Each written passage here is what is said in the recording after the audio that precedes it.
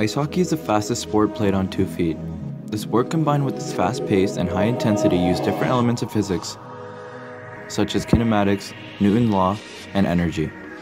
The skills expressed in hockey, such as being able to shoot a puck up to 168 kilometers an hour or being able to achieve a speed of 36 kilometers an hour on 2 feet, can only be explained through the laws of physics.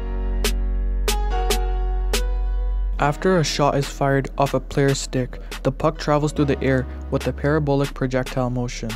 The puck will also continue its flight into the net or into the hands of the goalie. Air resistance restricts the movement of a hockey puck from the moment it is launched into the air by a hockey stick. Air resistance, just like friction, is a force that is applied in the opposite direction from which the puck is moving. But unlike friction, which is a force that causes resistance between two surfaces that are slipping or trying to slip past each other, air resistance is when an object travels through the air, and air is the factor that slows down the object. The most common known force, gravity. Like we mentioned in projectile motion, gravity takes effect when the puck is released into midair. During its flight, the puck is seen to have a curve not noticed by spectators. This is because of the velocity the puck is traveling at. Gravity first decelerates the puck's upwards velocity till it reaches a velocity of 0 meters per second squared in the air, and eventually it starts to accelerate downwards. This is done by gravity at a speed or velocity of 9.81 meters per second squared. Through calculations, we have determined that the force applied downwards is 1.67 newtons. Once the puck hits the ice, the vertical forces reach a balance yet again. When shooting a puck, hockey players use their hockey stick to apply a greater force than the frictional forces resisting on the puck's movement. The force generally required is not a large amount due to the area in which the puck is traveling being on ice. Another way the friction affects the shot speed of the puck is through the contact of the stick with the ice. When the stick hits the ice, the shaft is flexed anywhere from 2 to 3 inches. Every inch the stick is flexed, the applied force by the player exerts 80 to 100 pounds. This stores energy in the stick, and when the puck is released, we have a whiplash effect from the shaft.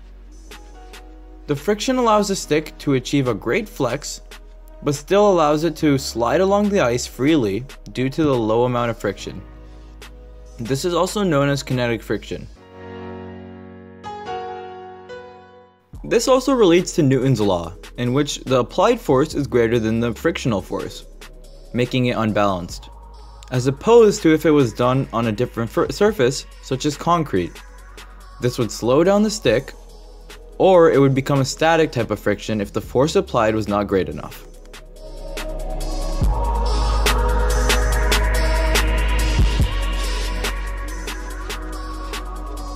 Two things that you will notice when you skate on the ice is the push and the glide.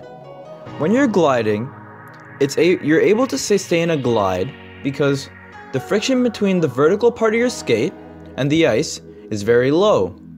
So when you are skating forwards without turning your skate, you will be able to go and sustain a certain velocity, but you will still be slowed down by the tiny bit of friction between your skate and the ice.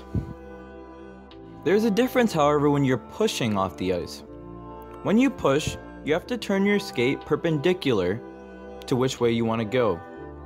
The weight contributed by your body will exert a perpendicular force to the skate from the ice. This is otherwise known as Newton's third law. When you push the ice will push you.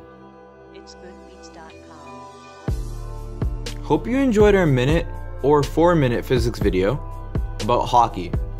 We talked about air resistance, projectile motion, gravity, motion, and friction. Thanks for watching, and probably not gonna see you again. Bye.